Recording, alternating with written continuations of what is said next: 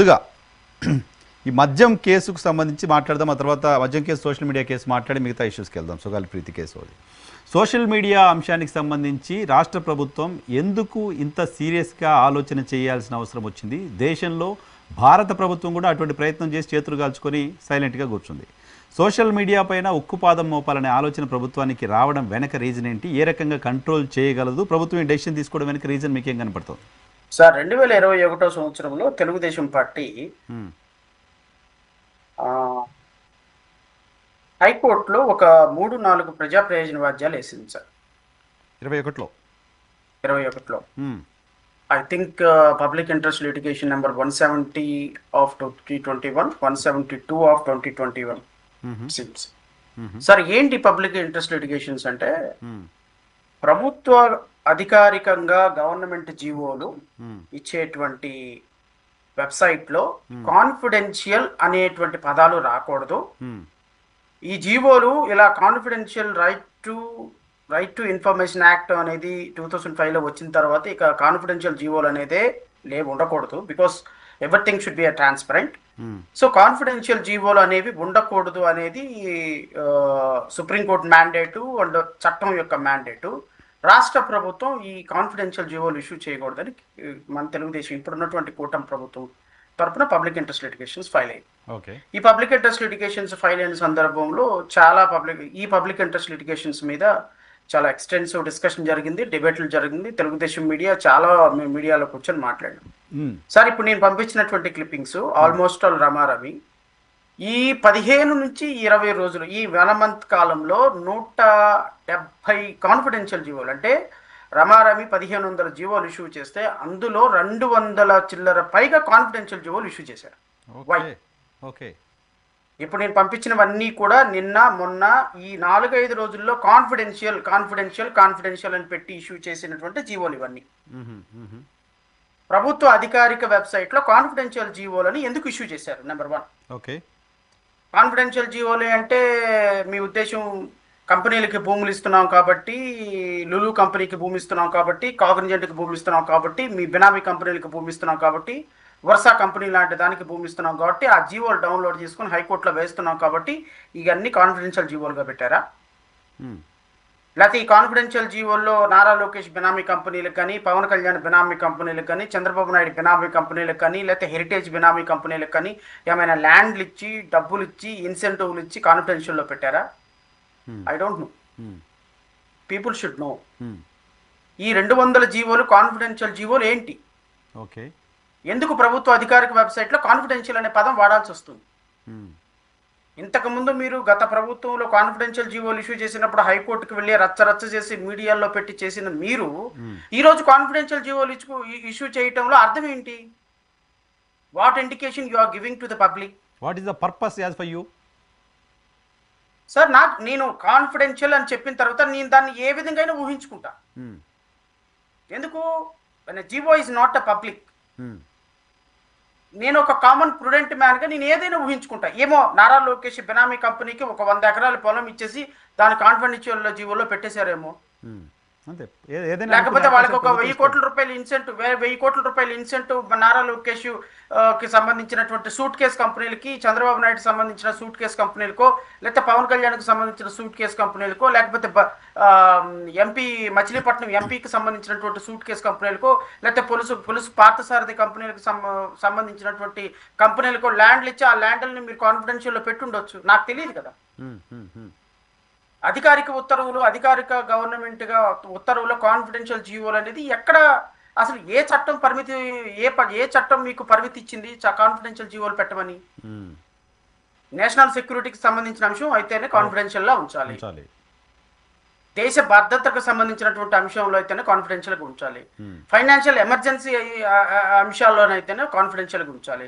So మీరు అవేమి సంబంధించినటువంటి ఆంధ్రప్రదేశ్ రాష్ట్ర ప్రభుత్వం దృష్టిలో ఉండవు. అది కేంద్ర ప్రభుత్వ ఆధీనంలో ఉండే సైన్యమో, లేకపోతే డిఫెన్స్ అకాడమీయో, మిలిటరీ అకాడమీయో, వాళ్ళకి సంబంధించినటువంటి మిలిటరీ ఫోర్స్లో వాళ్ళకి జీవోలు ఉంటాయి. నేను ఈ పదం ఎందుకు చెప్పానో తెలుసా? ఇర్రెలవెంట్ అయినప్పటికీ కూడా. సార్ ఎందుకు చెప్పాను తెలుసా? మనం చేసేదేమో చెప్పేదేమో శ్రీరంగ నీతులు, చేసేదేమో ఇట్లాంటి చండాల పనులను చెప్పడానికి చెప్పాను నేను మీకు. Okay okay. మీరు ఇంతకుముందు ఏమని అడిగాడు ప్రశ్న నన్ను, సోషల్ మీడియా పోస్టులు ఏ విధంగా సోషల్ మీడియా పోస్టుల మీద పెడితే ఈ రోజున సోషల్ మీడియా పోస్టుల్లో ఏ విధంగా కేసులు పెడతామని చెప్పేసి బొక్కలో వేస్తామని చెప్పి ముఖ్యమంత్రి వార్నింగ్ ఇస్తున్నారు అని చెప్పారు కదా. ఇదే తెలుగుదేశం ప్రభుత్వం సార్, ఇదే తెలుగుదేశం ప్రభుత్వం ఈ రోజు సోషల్ మీడియా వేదికగా ఎవరెవరైతే మాట్లాడారో, ఎవరెవరైతే తప్పుడు ప్రచారాలు చేస్తున్నారో వాళ్ళందరిని బొక్కలా వేస్తామని చెప్పిన పరిస్థితుల్లో నేను తెలుగుదేశం మీడియాని, కూటమి మీడియాని ఒకటి అడుగుతున్నాను సార్. గత ప్రభుత్వంలో జగన్మోహన్ రెడ్డి 15 లక్షల కోట్ల రూపాయలు అప్పు చేశారు, 14 లక్షల కోట్ల రూపాయలు అప్పు చేశారు అని చెప్పి వేదికల నిండా, సోషల్ మీడియా నిండా, మీ తెలుగుదేశం మీడియా నిండా మనం పొద్దున మధ్యాహ్నం సాయంత్రం మంచినీళ్లు దాక్కుండా, అన్నం నీళ్లు లేకుండా, రాత్రి పగలు లేకుండా, నిద్రాహారాలు లేకుండా, అసలు సమయం ఎంతైందో తెలియకుండా గుక్కబెట్టి ఏడ్చాం కదా సార్ మీడియాలో కూర్చొని. మరి ఒక్కసారి అసెంబ్లీలోకి తెలుగుదేశం పార్టీ వచ్చిన తర్వాత పయ్యావుల కేశవ్ ఎంత అప్పు ఉందని చెప్పినాడు? రాష్ట్ర ప్రభుత్వం అప్పు 3,70,000 కోట్ల రూపాయలు రాష్ట్ర ప్రభుత్వం గత 5 సంవత్సరాలు అప్పు చేసిందని చెప్పాడు. మరి ఈ సోషల్ మీడియాలో ఆ రోజున ప్రచారం చేసిన వాళ్ళందరినీ అరెస్ట్ చేద్దాం సార్. లాస్ట్ 10 సంవత్సరాల నుంచి చేసిన వాళ్ళందరూ తీసుకొచ్చేయాలి. 5 సంవత్సరాలు తెలుగుదేశం ప్రభుత్వంలో మనమే కదా సార్. కట్టండి, కేసులు కట్టండి, మన మీద కేసులు కట్టండి సార్, నా మీద కూడా కట్టండి, నాతో పాటు అందరి మీద కేసులు కట్టండి. ఎందుకు అంటే ప్రచారం చేశాం కదా మనం. అంటే 6 లక్షల కోట్ల రూపాయలు జగన్మోహన్ రెడ్డి సమయంలో 14 లక్షల కోట్ల రూపాయలు అప్పయింది, ఆంధ్రప్రదేశ్ శ్రీలంక అయిపోయిందని చెప్పాము మనం. ప్రతిరోజు మీడియాలో వాపోయినా, ప్రతిరోజు మీడియాలో చెప్పినా, మరి చెప్పినవన్నీ కూడా అబద్ధపు ప్రచారాలు అయిపోవా? అంతే కదా. మరి ఇప్పుడు అబద్ధమైంది అని అప్పుడు ప్రచారం చేసిన కూటమి పార్టీలకు సంబంధించిన వాళ్ళంతా అధికారంలోకి వచ్చిన తర్వాత అదన్నీ అబద్ధమని వాళ్ళే ఖండించారు. వాళ్ళే అసెంబ్లీ సాక్షిగా చెప్పారు నేను చేసిన ప్రచారం అంతా అబద్ధమని. సోషల్ మీడియాలో అప్పుడు వదిలేయండి సార్. ఇప్పుడు సోషల్ మీడియాలో 100కి 90% సోషల్ మీడియాలో అబ్యూజివ్ లాంగ్వేజ్ వాడేది, 100కి 90% సోషల్ మీడియాలో అబద్ధపు ప్రచారాలు చేసేది ఈరోజు తెలుగుదేశం పార్టీకి సంబంధించిన ఐటీడీపీ మీడియా, జనసేనకు సంబంధించినటువంటి జన సైనికులు, వీర మహిళలు పర్పస్ఫుల్ గా నాకు తెలిసి రమారమి 200 కోట్ల రూపాయలు ఓన్లీ సోషల్ మీడియా అకౌంట్లు వాడటానికి ఎవ్రీ మంత్ వీళ్ళు స్పెండ్ చేస్తున్నారు. Oh my god. 200 crores rupees only for purpose of managing the social media. And bogus కార్యక్రమాలు, బోగస్ వార్తలు, ఎదుటి వ్యక్తి మీద బురద చల్లటానికి, ఎదుటి వ్యక్తుల మీద వాళ్ళ క్యారెక్టర్ అసాసినేట్ చేయడానికి మీరు స్పెండ్ చేస్తున్నటువంటి డబ్బు 200 crores rupees every month people are spending. మరి మనం చేసేది, మనం ఇంతకుముందు చెప్పిందేమో సోషల్ మీడియా వేదికగా, మన మీడియా వేదికగా అన్ని పచ్చి అవాస్తవాలు, బోగస్. ఎవరు తెలుగుదేశం మీడియా ఎక్స్పెషల్ చెప్తున్నాం, మేము ఏ రోజున అవాస్తవాలు మాట్లాడాం? ఏమో ప్రభుత్వంలో ఇరెగ్యులారిటీస్ని ప్రశ్నించాము, ప్రభుత్వంలో జరిగినటువంటి కార్యక్రమాలని మా ఎస్సీ ఎస్టీ నిధులు మళ్ళీ మేము ప్రశ్నించాం. డాక్టర్ సుధాకర్ దగ్గర నుంచి సుబ్రహ్మణ్యం వరకు వాళ్ళ బాధితులకు న్యాయం చేయాలని ప్రశ్నించాం. జగన్మోహన్ రెడ్డి ప్రభుత్వంలో జరిగినటువంటి ప్రతి ఇరెగ్యులారిటీ మీద మేము ప్రశ్నించాం. మేము ప్రశ్నించిన సందర్భంలో ఏ రోజు కూడా బురద కాల్చి ముఖం మీద గుడ్డ వేయలేము, మేము గుడ్డ కాల్చి ముఖం మీద వేయలే ఏ రోజు కూడా.